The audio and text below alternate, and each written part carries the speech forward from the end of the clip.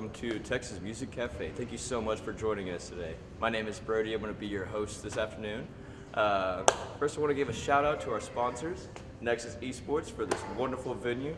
And I want to shout out to Texas State Technical College. Thank you so much. So we're here at the Central Texas Video Mixer, #1. I want to bring over here Winston Churchill Edwards to talk about this awesome event. Yeah, man. I mean, I go to a lot of synth meets actually across the country, and there are a few up in Dallas and Austin, but nothing in Texas that's really video focused. So my idea was to get all these lovely people in the same room together and just kind of hang out, check out each other's gear, and maybe come up with some collaborations or something like that one day. But this is all about just kind of getting like minds under one roof.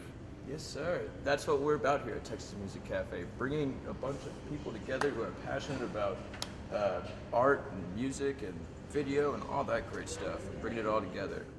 So first off, we have a cool little setup over here by Neil. Do you mind coming over here, Neil? Sure. He drove all the way from Houston. So tell us about your setup right now. It's a LZX system, primarily. It's got two cases. We have the memory palace over here. Running out. It's an internal feedback system. I mean, in just real short, it's a video synthesizer, and we're modulating it. And right now, we have a nice little pattern there. It's mirrored. So tell me, how does this happen? Like, we have like the music going in, or the video feed going in, and then this is what we have coming out? Essentially, this is like, if you remember when you were in school and you were taking math, right? Yeah. So you remember when you did F, circle F, like F of F? It's been a while since this is like, so say you have a function F, and then you compose it, then you take and you put something in it, and you get an output, and then you put that output back into its input, and you just keep doing that over and over and over again. In a nutshell, that's kind of what's going on here. We're using the system to attenuate that and to manipulate it. And here we have the main output from the synthesizer coming that we're colorizing. We can get some really bizarre colors in there. So this is basically like a graph. So we have like the information coming in, and it's just graphing it with different colors. Similar to, or probably. Well, could you define that more?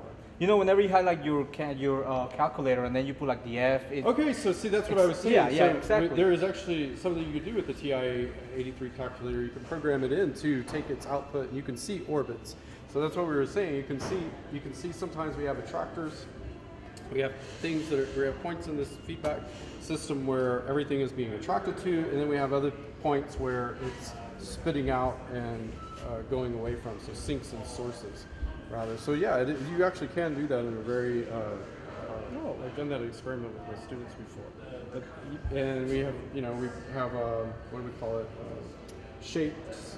We have shape voices here going in, and that's manipulating the digital unit memory palace, and the memory palace is coming back into the colorizer patch in the overall synthesizer. So this is the memory palace output being modulated by this, and this is the colorized output of this, or recolorize, I guess, because this is certainly in color, correct? What do you teach?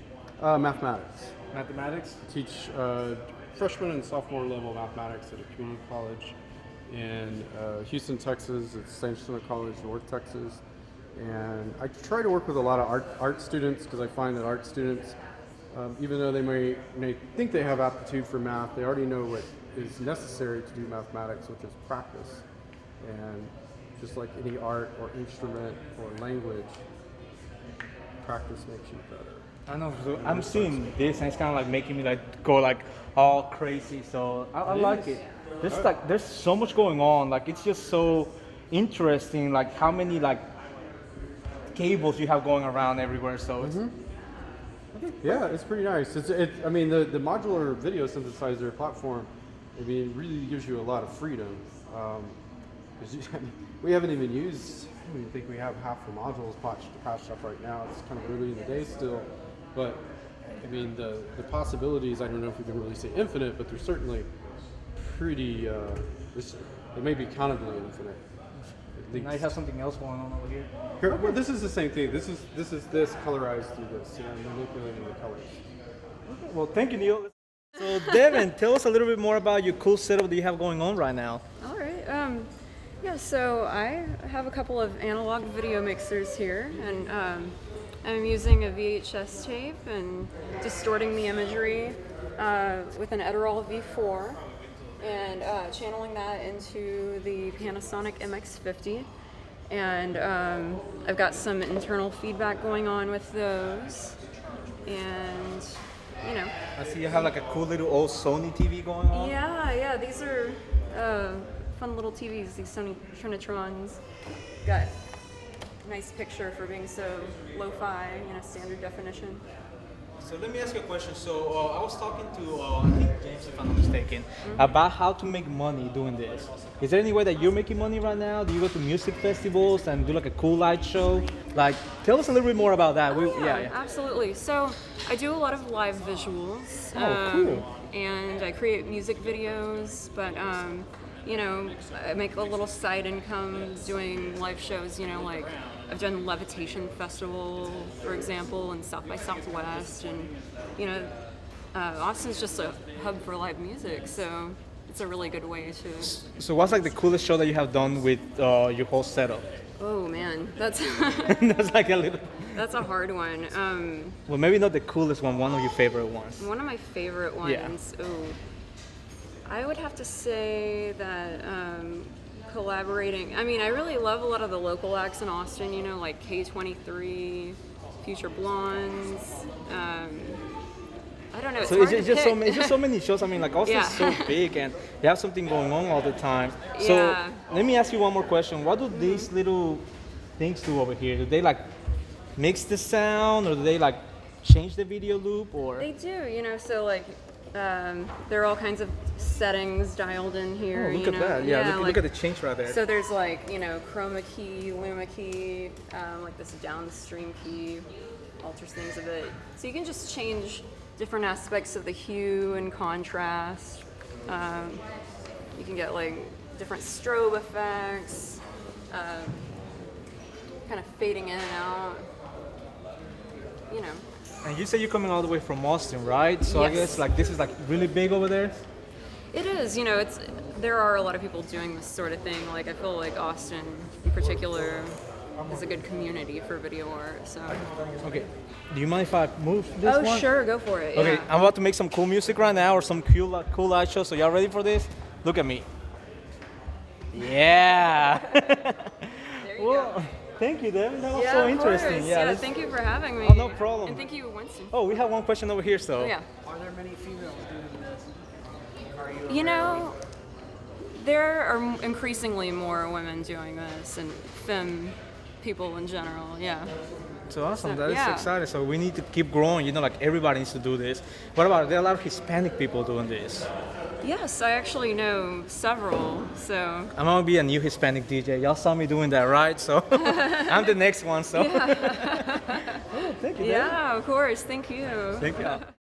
So Steven, I like your whole setup. You have an Atari over here, so that's a cool little Atari.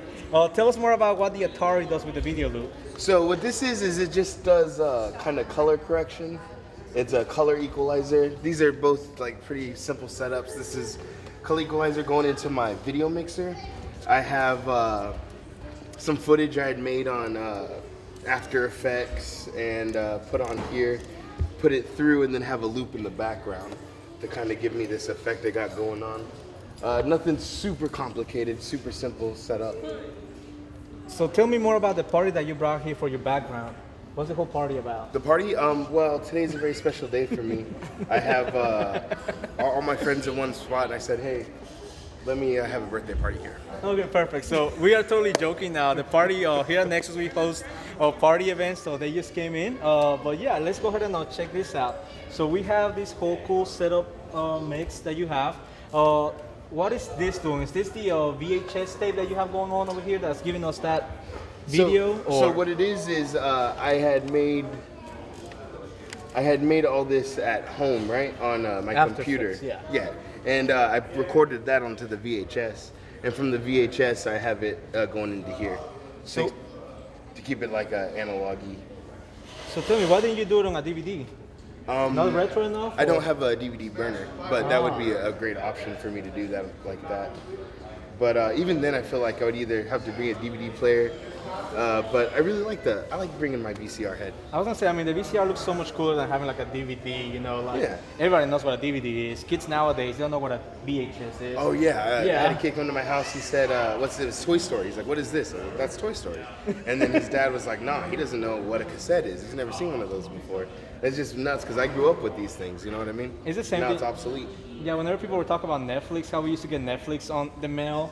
Mm-hmm. Kids nowadays don't know what that is. No, So, yeah. they're I like, don't wait. know what Blockbuster is anymore. You know Yeah, what I dude, mean? I miss Blockbuster. They used to have like the coolest videos over there, but I Pirate Bay everything. Don't tell anyone. Yes. Hey, not me, but maybe.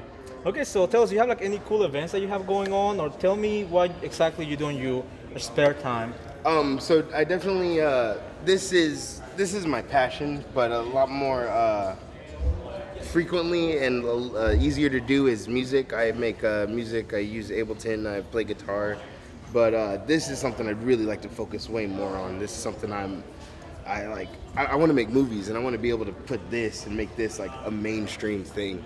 Like I would love to like these textures to be something that everyone's accustomed to and has seen before, you know what I mean? Not just this niche little genre we have right now. But I do love our niche genre.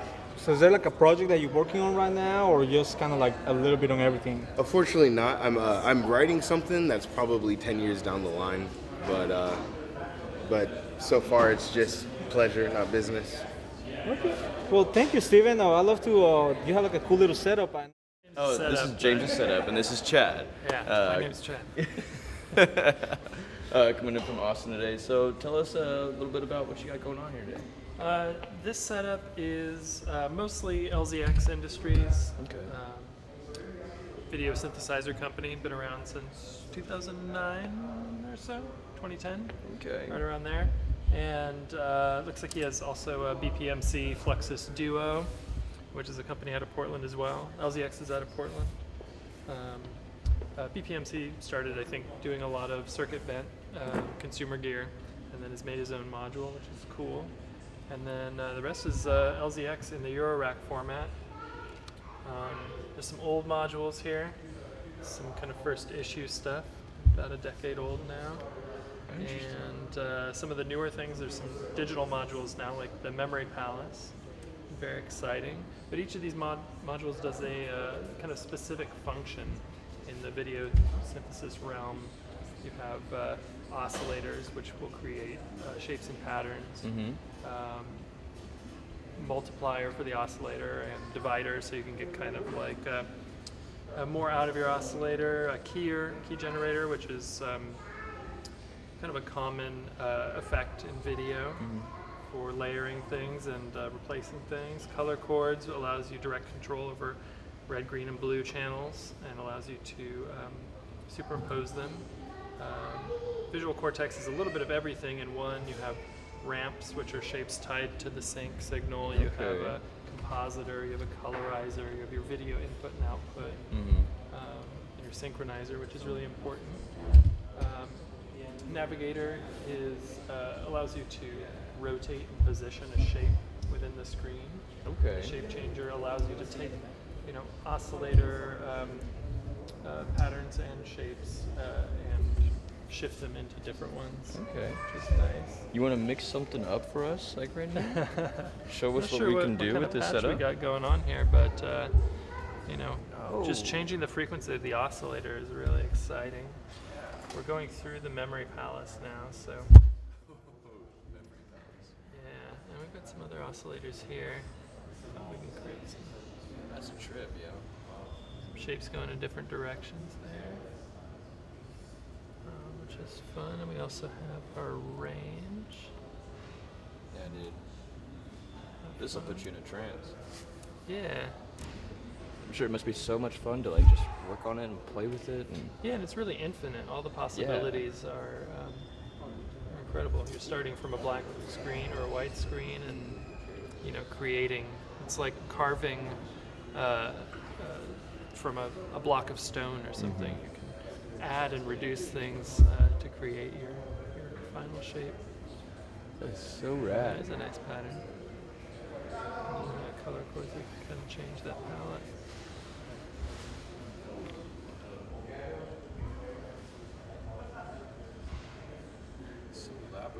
Cortex in there. Yeah, we got a lot going on. So what originally attracted to you, or attracted you to this? Well, video synthesizers were really, really rare for a long time. They were usually in universities or in private collections. They didn't make very many of them.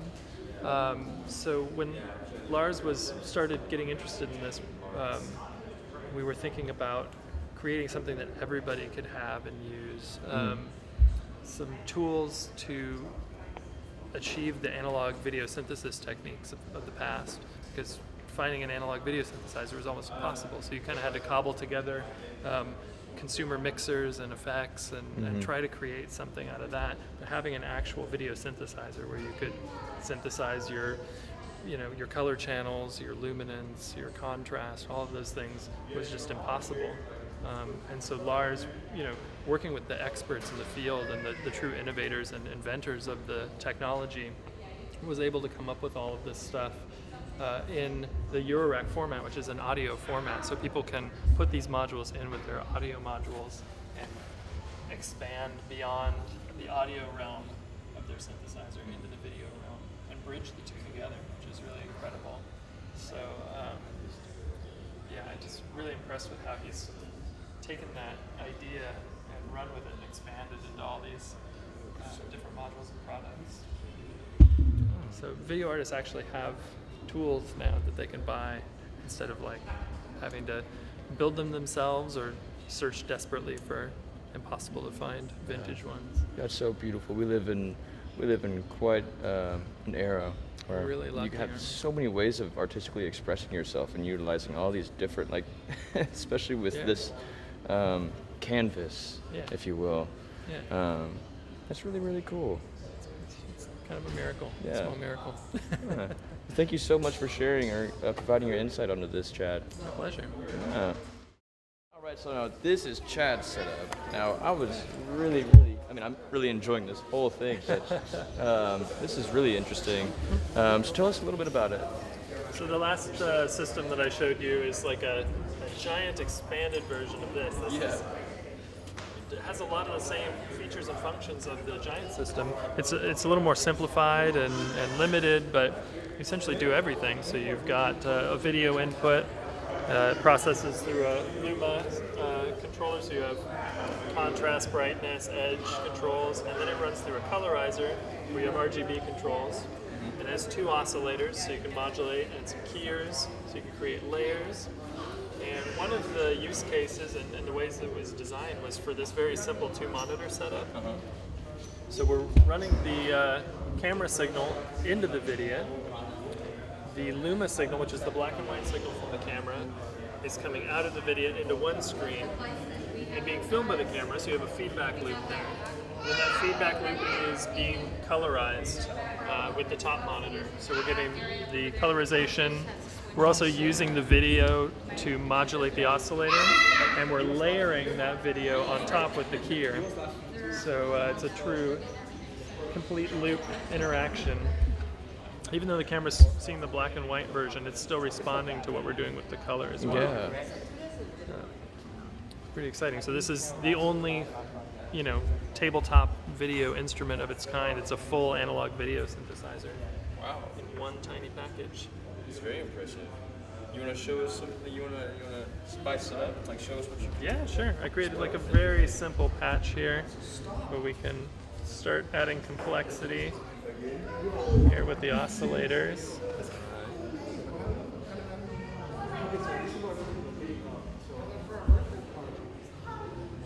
Oh, that's.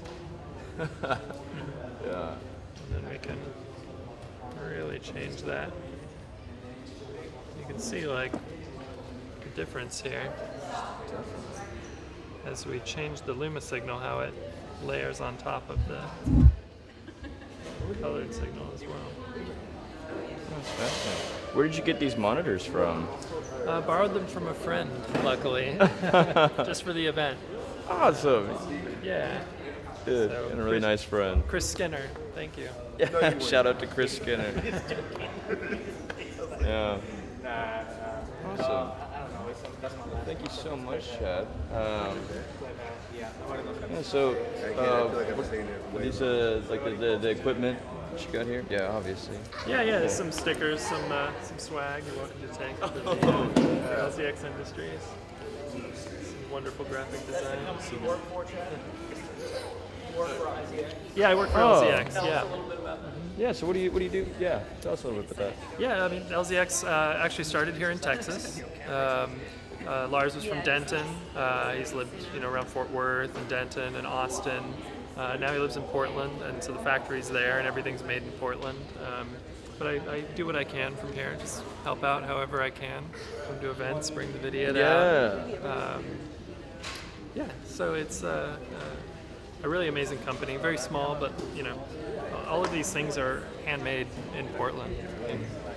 It's pretty incredible. All the modules too that we looked at, it's all made in Portland. A very small workshop.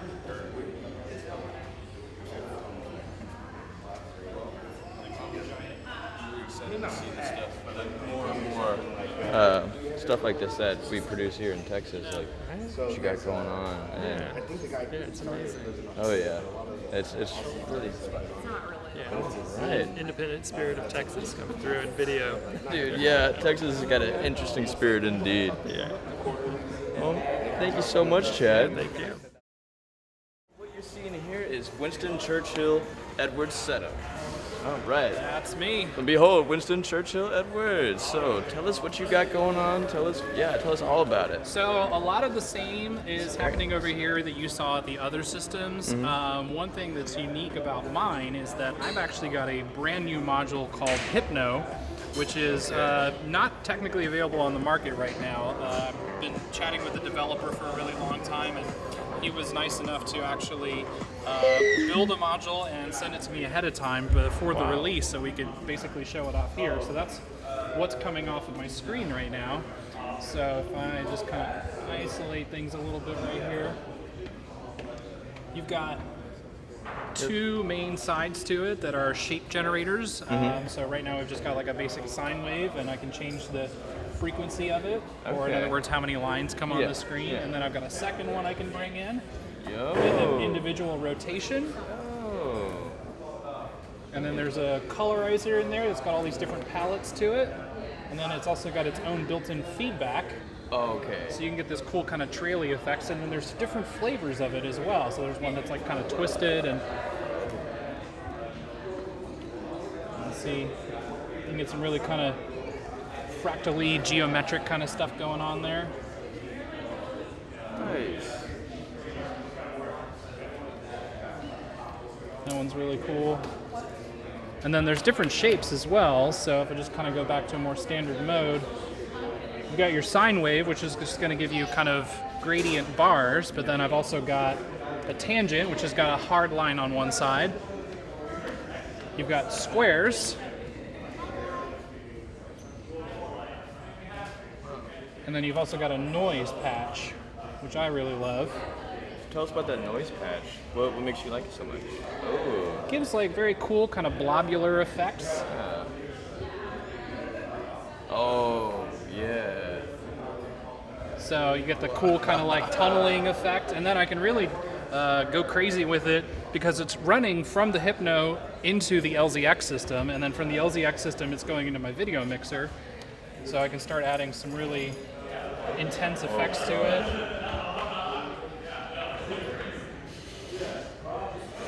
And then we can just, kind of like mess with the colors.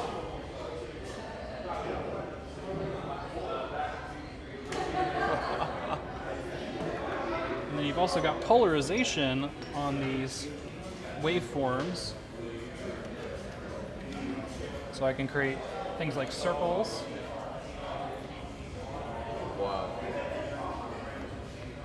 And overall, it just gets a lot of bang for buck out of it. It's a totally digital module. So all of my LZX modules are fully analog. So This is all in the analog realm, processing and creating and generating video effects. But this works on a Raspberry Pi Zero. So it's actually a small little computer on a board that is installed into a Eurorack module. So aside from being able to integrate it easily into my system, I can then use modules from the Eurorack world to modulate this. So for instance, I've got this LFO, and I'll plug that into the rotation. Ooh, so now it's going to move it for me, and it's going to kind of go back and forth as the frequency oscillates back and forth. And if you want to get really crazy, go to that other feedback mode. Oh goodness. Yeah, it gets nuts really fast. Whoa. Sorry, that got a little crazy. There we go. Wow, traveling through You're going through space right now, man, and cyberspace. you start mixing the different shapes together and the polarizations. Yeah. Wow. So what attracted you to this originally? I've been into Eurorack audio synthesis for a really long time. I've been to music and synthesizers, and this probably all stems from my love for video games. And I eventually got a Vidiot, the thing that you just saw over there, Chad's little demo, and that kind of that just started it for me. I kind of ditched a lot of my audio gear and went to video gear. And now that's kind of primarily what I do. So it's very much in the same ecosystem, but it's something that I am a lot happier to work with, and I can get really exceptional results in a short amount of time, albeit for a pretty penny.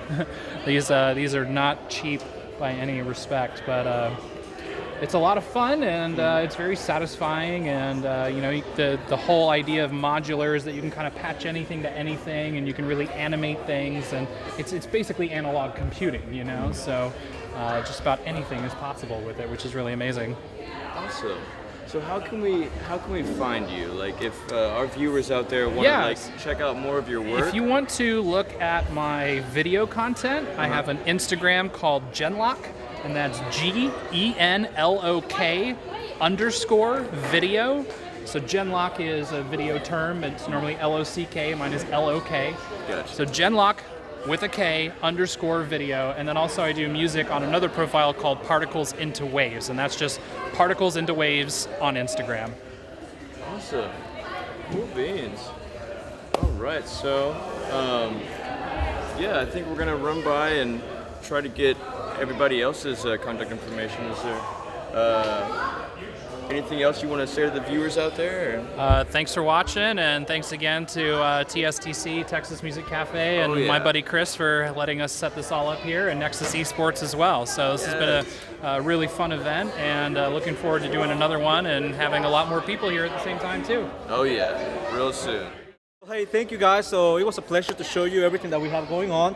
There's a lot more to come. We are going to be having a huge event August 31st. Tough on Fridays is coming to town. One of the biggest bands in Austin. I think they make like #1 on the alternative rock. So we will hope to see you here August 31st. Thank y'all.